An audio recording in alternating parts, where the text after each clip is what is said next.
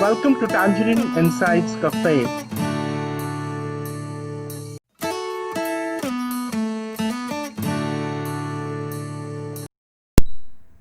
Today's topic, 5 common mistakes we make in our career. I hope all of you are doing well, staying safe.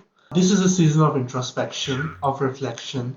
We all are spending a lot of time in home, and at the same time, perhaps we are going through a lot of reflections. So today, I'm not going to talk about insights, analytics, or anything related to marketing. Today, I'm going to talk about the 5 mistakes which people do in their professional careers. Sometimes in the beginning, or sometimes maybe in the middle part of the career, or sometimes even being in the senior management. So I have with me Abs. She is a seasoned insights professional, and yesterday night only we're discussing about this topic, and it's good to have you around. Thank you, Sean. I'm really excited to do this video and to share some of our thoughts and learnings around the 5 key mistakes people do in their career. And some of these are something which is coming from our own experience. Some of the learnings are coming from talking to our colleagues and friends. So, hope you will find this video useful. And please do share, like, or comment as always. So, coming to the 5 points, the first thing which really comes to my mind is about the word skill. So, the first point is about the skill, about basically feeling that my skill is the best skill and I don't need to look around, Sean, what's happening around me. So, Sean, tell me something. So, are we saying that you should not take pride in your work? Like, what is it exactly when you say that my skill is my strength? Isn't it a good thing? I would like to talk about 2 points mainly here. It's very important to be proud about your own skill. It's very important to be proud about your own function.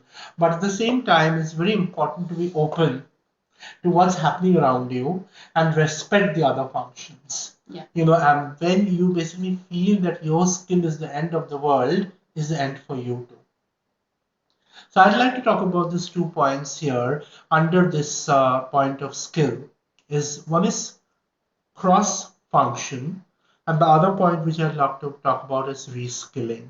I think with the dynamic world and with the VUCA world we are around, it's very important to kind of understand that what is happening cross-functionally in an organization.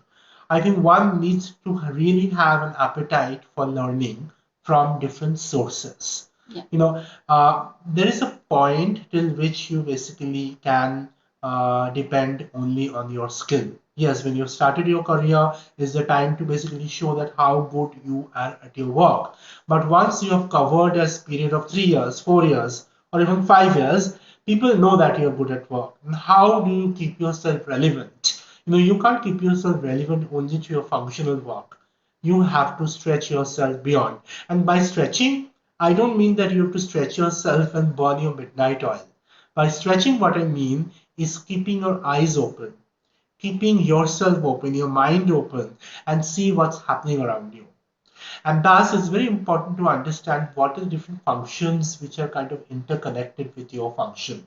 For example, you might be a part of the customer service team, but you actually need to forge those relationships, have those conversations with the cross functions, Yeah. which is essentially maybe your finance team or marketing team or even your HR team or even your logistics team. Yeah.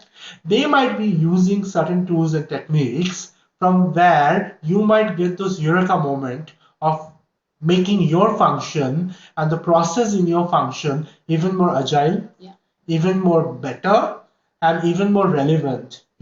So just to think that my function, I know my function, I will be just within my function to know what's happening within my function might be a little myopic. Yeah. So you need to kind of really flex your worldview. By worldview, I mean your organizational viewpoint. You need to basically see what's happening, what people are doing. The second point which I would like to talk about here is about reskilling. For example, uh, within reskilling, I'd like to talk about 2 points, which is upskilling and lateral skilling. Upskilling is very important because from the time you started your career you might have some skill. Now that skill is getting advanced. That skill is basically getting more dynamic, and a lot of other new things are getting added to that particular skill. Now it's very important to kind of keep yourself open to receive those changes, what is happening. So that means you need to have a mindset to accept the changes which is happening around you in your function, and you need to kind of upskill. Either you do it yourself through free online videos or through the kind of training happening in the organization. You need to step out of your project landscape, of your immediate task, and you need to kind of accept and lap up the other learning opportunities which the organization is creating for you, and you have to also create for your own self. The second thing which I'm talking about is the lateral skilling. Because when you will understand the different functions and what is happening over there, you will become a complete professional. And I'm not talking about you guys to be expert in all functions, but having a world view, having a point of view will only come if you're receptive to what is happening around you. Yeah, I think that's a great point, Sean. And a lot of us definitely remember this point when we start our career or when we are in the middle of the career. But even for senior people, I do think that it's so important to get connected with across functions within the team and have a pulse in terms of what's happening around. So extremely relevant point there. So I wanted to spend some time on the point that hard work is enough. And it has happened with me, it has happened with a lot of my friends, where we felt that we are giving our 110% to the work, we are delivering projects flawlessly, and that's enough. That will get us to the finishing line. And we realize that it's not taking us there. And within this whole myth of hard work is enough, I want to cover essentially three different points. The first point being, while hard work is extremely important and it's basically it underpins your success, so it is definitely very, very important. But showing your hard work is equally important. and and you would be surprised to know that how many people in the organization really shy away from showcasing their work.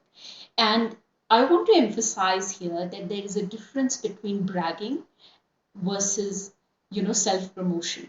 If you want to become successful, you have to self promote. You should not have the feeling of being entitled to be recognized or being entitled, or you should not also feel that your seniors have superpower to know what's happening on the ground if you're not So just one question over here, are you talking about introvert people who don't know how to go and express, or is it applicable to both introvert and extrovert people?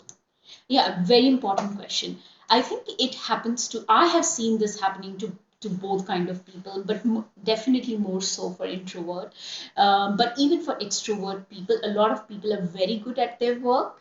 They do deliver results, but they do not take time to self promote. And what I mean by self promotion is, for example, you had a great win in your team. Um, uh, and you are letting the boss know, or your seniors know after, let's say, 2 months. So you're not keeping them informed. Now what is happening is a lot of organization these days evaluate employees based on what kind of impact employees are generating. Now in the midst of all this, while the end result is very important, the process is equally important. So if two people of similar rank and similar caliber have delivered similar results, if you have done it in shorter period of time, more flawlessly, obviously you will be rated higher. Now, a senior who is evaluating need to know about the process, need to know your progress, need to be informed. So the second point within this is you need to self promote and you need to inform your seniors. You have to keep them But informed. that brings me to another thing. I understand the point of self-promotion, and I understand the point of keeping your boss informed. But what I get from your talk is also, beyond self-promotion or keeping your boss informed.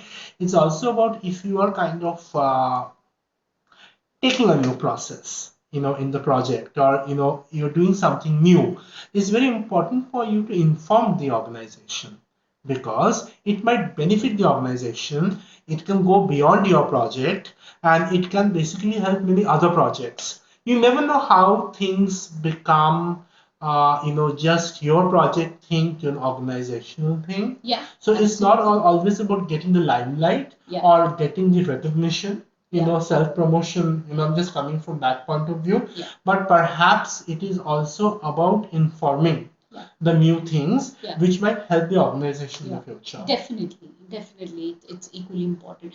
And the third point within this point is if you reflect how agile way of working is becoming mainstream now. Most of the organizations are adopting agile ways of working.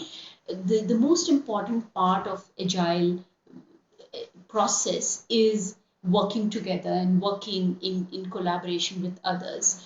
And therefore, more than working hard, you need to work smartly. You need to break the silos, what the point which you earlier talked about. So with hard work is important, but being connected and leveraging from other strength is equally important. Yeah, very true.